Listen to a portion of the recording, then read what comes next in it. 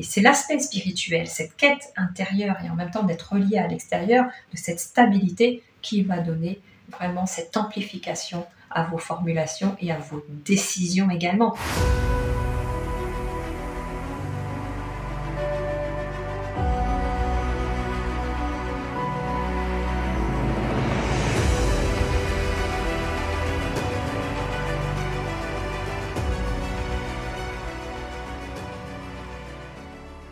Alors, la spiritualité, elle a influencé mon mindset à 90%.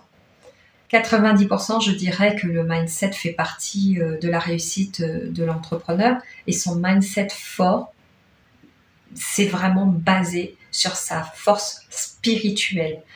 C'est-à-dire, on peut se raconter des phrases d'affirmation, des phrases de motivation pour se dire on reste dans ça. Mais répétez les phrases, peut-être que vous en avez pratiqué, mais répétez les phrases pour se convaincre, je suis fort, je suis déterminé, je suis motivé, je vais aller jusqu'au bout. Vous voyez que finalement, au fil des jours, le truc, il baisse, quoi. Vous n'avez plus la même force, ça faiblit. Et là où il y a la spiritualité, la puissance de la spiritualité, ben, elle vient ici. Et du coup, vous ne descendez pas. Pourquoi? Parce que vous avez une spiritualité qui est tellement forte que ici vous posez, à partir de ce moment-là, vous posez votre phrase de motivation et de détermination. Même, je vais dire, vous n'avez même pas besoin de la mettre, c'est que c'est tellement solide et fort que vous êtes en permanence dans votre tête et dans votre corps, dans vos cellules, dans votre aura, vous êtes fort. Parce que vous êtes fort spirituellement, parce que vous n'avez pas besoin de vous forcer pour être dans une force tranquille, elle vous habite. Cette paix, elle est là, une paix intérieure, quelque chose qui est posé, qui est calme. Et face au challenge de la vie de l'entreprise, face au challenge de l'activité, je vais dire de l'activité commerciale, au challenge de quand vous développez une entreprise. Une entreprise, c'est tous les jours qu'il y a des challenges. C'est pas genre une fois par semaine, je choisis de 5 à 7, il y a des challenges. Non, c'est tout le temps. Même la nuit, on peut se réveiller en disant mais comment je vais faire ça ou comment je vais créer et c'est génial. Ça dépend aussi de la façon dont vous allez prendre les challenges. Soit vous allez les subir en disant oh là là, encore un nouveau challenge, c'est difficile, mais la force du mindset que vous allez avoir va vous dire ok, il y a ce challenge-là et je vais le transcender. Et j'apprends à transcender. Et le but, c'est de le transcender rapidement. Mais vous pouvez le faire quand vous avez une force spirituelle.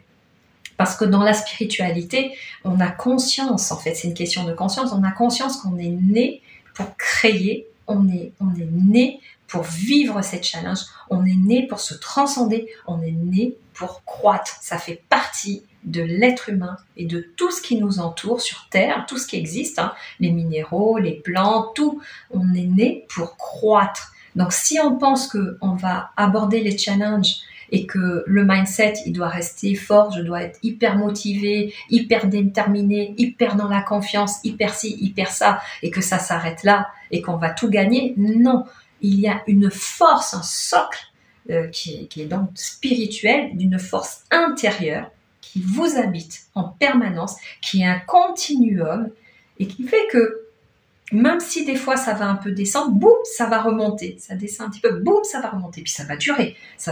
Là, vous pouvez donner appui et consistance à vos formulations d'attraction, tout ce qui est de la loi d'attraction.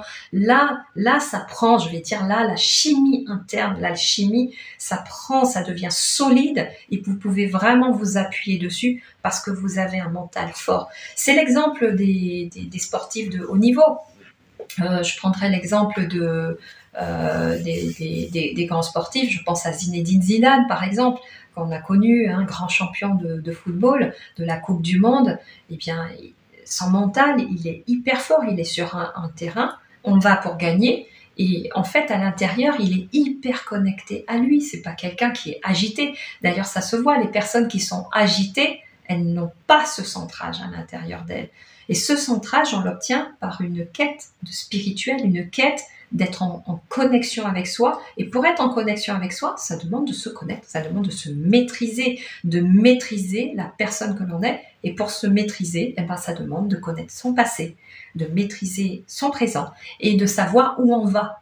c'est-à-dire dans quelle direction je vais de façon très précise, et de rester dessus, aligné, et de pas faire des zigzags. Un coup, je me réveille ce matin, j'avais envie de ça, et puis le lendemain, bah non, finalement j'ai changé d'avis, je vais aller plutôt par là. Non, il faut rester aligné. Et quand vous avez décidé d'aller à un point, vous restez dessus. Et la force spirituelle que vous avez à l'intérieur de vous, qui est connectée au fond de vous, elle va vous y emmener. Elle va propulser, ce sont des propulseurs. Et après, comme je vous ai dit, vous pouvez mettre des formulations de loi d'attraction, de motivation. Ça va amplifier. La formulation vient pour amplifier ce que vous êtes déjà.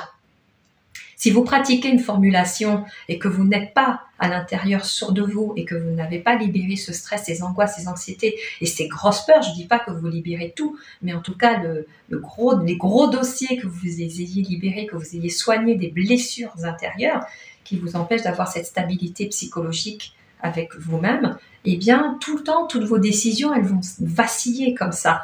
Et c'est l'aspect spirituel, cette quête intérieure et en même temps d'être relié à l'extérieur, de cette stabilité qui va donner vraiment cette amplification à vos formulations et à vos décisions également. Quand vous décidez d'aller dans cette direction, d'aller dans la direction de cette grande vision, là, oui, et tout autour de vous, ça va se mettre en place parce que votre force tranquille, elle émane de l'énergie et elle attire les personnes qui sont en cohérence et en résonance avec vous. Et hop, vous entourez d'une équipe qui, elle aussi, va être en résonance, peut-être pas aussi spirituelle, mais qui fait les choses, qui les ressent avec vous. Et tout le monde va se mettre dans le même rythme de la marche avec vous. Et c'est le rythme de la réussite, tout simplement. Le rythme de la réussite, il y a un rythme de la réussite. Et qui se met en fonction de qui vous êtes et de vos activités, de ce que vous déployez. Et là, on rentre dans l'énergie, on rentre dans la roue de la fortune, et hop, on commence à construire, et on embarque toute cette famille qui est dans l'entreprise. Parce que quand on travaille avec des entrepreneurs, eh bien, vous entendrez, toutes les personnes qui nous entourent, on forme une famille, on est ensemble. Et ça, on déploie la spiritualité au-delà de nous, et on devient aussi un modèle et un exemple, un référent pour les autres. Et ils nous observent, ils font aussi sur notre modèle, et ça se porte aussi en dehors de l'entreprise, dans leur famille.